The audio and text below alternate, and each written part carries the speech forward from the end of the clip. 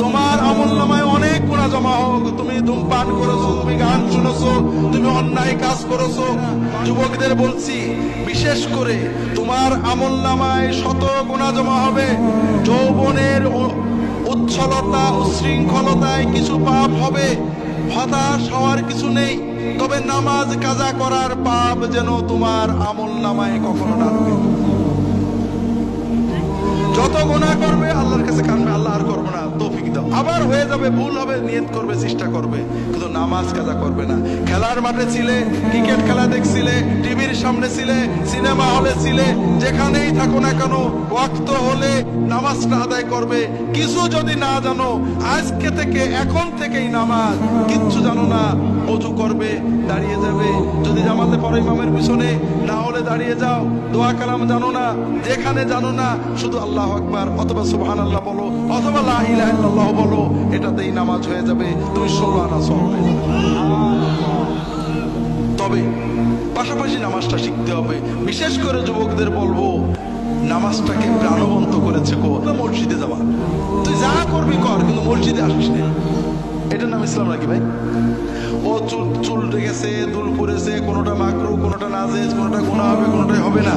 কিন্তু সবচেয়ে বড় গুনাহ হলো নামাজ না পড়া, ঠিক না? কাজে ওকে যেভাবে আসে মসজিদে আসতে দেন, অন্তত নামাজটা পড়ুক। ওর জন্য দিনের সহজ বিষয়টা বোঝান।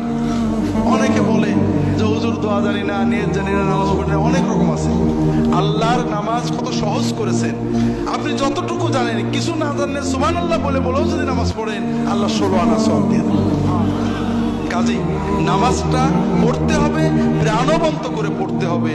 নামাজ আমাদের আল্লাহর সাথে সবচেয়ে প্রিয় সম্পর্ক।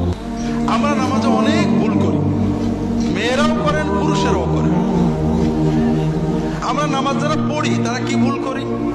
নামাজ পড়ছি, কিন্তু রুকুতে যে কটাস করে উঠে পড়ি, পুরো না দাঁড়িয়ে আবার সেজদায় চলে যাই। সেজদায় যে তাড়াহুড়ো করি, দুই সেজদার মাঝখানে ভালো করে বসি না। এরকম মুসল্লি কি আপনাদের এলাকায় আছে? তো ভাইরা, খুব ভালো করে বুঝুন, আপনি সূরা কিরাত জানেন না, নামাজ হবে। আপনি কোন দোয়া জানেন না, নামাজ হবে। আপনার কাপড় নেই, ন্যাংটো হয়ে নামাজ হবে। আপনার পাক কাপড় নেই, নাপাক কাপড়ে নামাজ হবে। কিন্তু রুকু সেজদা আপনি দিতে পারেন, খটোমটো করে দিয়েছেন, নামাজ হবে না। কারণ আপনি মালিকের সামনে গেছেন, প্রধানমন্ত্রীর সামনে গেলে, এমপির সামনে গেলে কত ভক্তির সাথে থাকেন, আর মালিকের সামনে মাথাটা নত করেছেন। আপনি একেবারে হঠাৎ করে উঠে পড়লেন, শান্ত হয়ে দাঁড়ালেন না। এইভাবে রুকু সেজদা করলে নামাজ হবে না। কাজেই অন্তরের মহব্বত দিয়ে নামাজ পড়েন। ছোট্ট একটা বলি, রাসূলুল্লাহ সাল্লাল্লাহু আলাইহি ওয়াসাল্লাম দুই সাজদার মাঝখানে কি বলতেন? রব্বিগফিরলি। কখনো ওটাই রিপিট করতেন, কখনো বলতেন রব্বিগফিরলি ওয়ারহামনি ওয়ারযুকনি ওয়াহদিনি ওয়াআফিনি ওয়া'ফু আন্নি ওয়াজবুরনি ওয়ারফা'নি। দোয়া করতেন। দোয়াগুলোর মানে কি? আল্লাহ আমাকে মাফ করে দাও, আল্লাহ রহমত করো, আল্লাহ আমার রিজিকে বরকত দাও, রিজিক বাড়িয়ে দাও, আল্লাহ আমাকে সুস্থতা দাও, আল্লাহ আমাকে বিপদ মুক্ত রাখো, আল্লাহ আমাকে নিরাপদে রাখো, আল্লাহ আমার ক্ষতি পূরণ করে দাও, আল্লাহ আমার মর্যাদা বাড়িয়ে দাও, ইত্যাদি। দোয়াগুলো কেমন লাগলো ভাই? কোন দোয়া বাদ থাকলো? বড় কষ্ট লাগে। বিপদে পড়লে কত দৌড়ান, কত জায়গায় দৌড়ান, ইনুস খতম করেন, কিন্তু দুই সাজদার মাঝখানে 5টা মিনিট বসে আল্লাহর কাছে সব চেয়ে নেবেন, এটা কপালে জোটে না। কাজেই ভাইরা, একটু নামাজটাকে প্রাণবন্ত করে পড়ি। যুবকদের বলবো, তোমাদের সামনের জীবনটা বড় কঠিন। কারণ আন্তর্জাতিক মিডিয়ার মাধ্যমে, আন্তর্জাতিক বাণিজ্যিক সাম্রাজ্যবাদ আমাদের যুবকদের যৌবনকে এক্সপ্লয়েট করে বন্ধু করো, গল্প করো, আড্ডা দাও, এটা করো, সেটা করো দিয়ে তাদের জীবনটাকে ধ্বংস করে দিচ্ছে। যৌবনের 35-40 বছর বুঝতে পারবে না যে কি হারিয়েছো।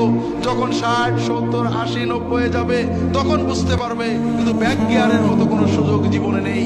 যদি জীবন এবং যৌবন দুটোকেই ভোগ করতে চাও, শুধু যৌবন নয়, তাহলে একটু সচেতন হও। অনেক কথা বলার ছিল, শুধু বলবো যে আর যাই হোক, নামাজ ছেড়ো না কখনো।